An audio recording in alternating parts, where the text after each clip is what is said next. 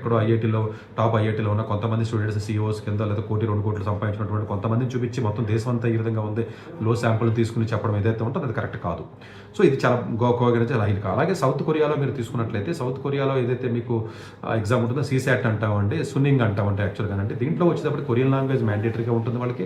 అట్లాగే మ్యాథ్స్ కంపల్సరీగా ఉంది, ఇంగ్లీష్ కంపల్సరీగా ఉంది, కంపల్సరీగా అందరూ రాయాలి. దాంతో పాటుగా మిగిలిన సోషల్ సైన్స్ కానీ ఏదైతే ఉంటుందో ఇవన్నీ కూడా పెట్టడం జరిగింది.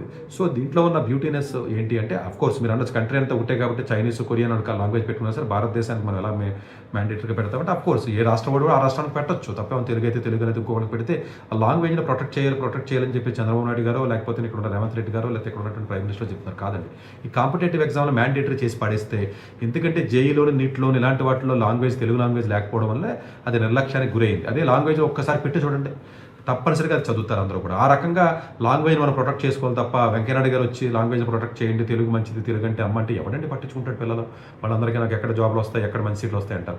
దాన్ని మ్యాండేట్ చేసేసారండి. సౌత్ కొరియాలో ఆ విధంగా మ్యాండేట్ చేశారు, చైనాలో కూడా మ్యాండేట్ చేశారు. అట్లాగే వియత్నాంలోకి వెళ్ళినట్లయితే వియత్నాంలో కూడా నేషనల్ హై స్కూల్ ఎగ్జామ్ అని అంటారండి, అక్కడ కూడా ఆ విధంగానే ఉంది. ఈవెన్ జపాన్లో చూసినట్లయితే 2 స్టేజ్ ఎగ్జామ్ అంటారండి, నేషనల్లో స్టాండర్డ్ టెస్ట్ అంటారు.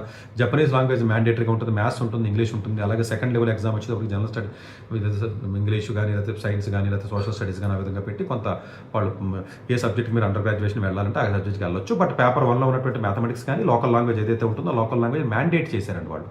ఆ మ్యాండేట్ చేయగలిగినట్లయితే డెఫినెట్గా కొంచెం బెటర్గా ఉంటుందండి సో లాంగ్వేజ్ వరకు. అలాగే ఇంగ్లీష్ మ్యాండేట్ చేయకపోవడం వల్ల చాలామందికి లీవ్ లెటర్ కూడా రాసుకోలేని పరిస్థితిలో హోలిస్టిక్ ఎడ్యుకేషన్ లేకపోవడం వల్ల చాలా ఇబ్బంది పడుతున్నారు. మిగతా పిల్లలకి ఎందుకు ఫారెన్లో ఉన్నట్టు టాప్ కాలేజీలో కానీ బెటర్గా వెళ్ళగలుగుతున్నారు, లాంగ్వేజ్ స్కిల్స్ కానీ ఇంకోటి కానీ ఉండగలుగుతున్నాయి అంటే వాళ్ళు కొంత నేర్చుకుంటారు. ఇప్పుడు చైనీస్ ఒకప్పుడు ఇంగ్లీష్ ఉండేది కదా, ఇప్పుడు మ్యాండేటరీ చేశారు. ఇంగ్లీష్ ఆర్ ఫారెన్ లాంగ్వేజ్ అని చెప్పారు.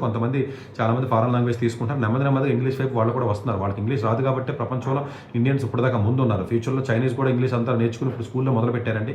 2011-12 వాళ్ళు స్టార్ట్ చేశారు, నెమ్మదిగా ఒక ఫ్రూట్స్ వస్తున్నాయి. మొత్తం స్కూల్ సిస్టమ్ అంతా కూడా ఇంగ్లీష్ మ్యాండేట్ చేసిన తర్వాత సో వాళ్ళ యొక్క పెర్ఫార్మెన్స్ దరిదాపుల్లో కూడా మిగతా దేశాలు ఉండే పరిస్థితి అయితే ఉండదు. మొన్నటిదాకా వాళ్ళకి ఇంగ్లీష్ ఉండేది కాదండి, మ్యాండేటరీ ఎగ్జామ్ కాదు. ఇప్పుడు చైనాలో కూడా ప్రైవేట్ స్కూల్స్ అయినా తీసి గవర్నమెంట్ స్కూల్స్ పెట్టడం జరుగుతుంది.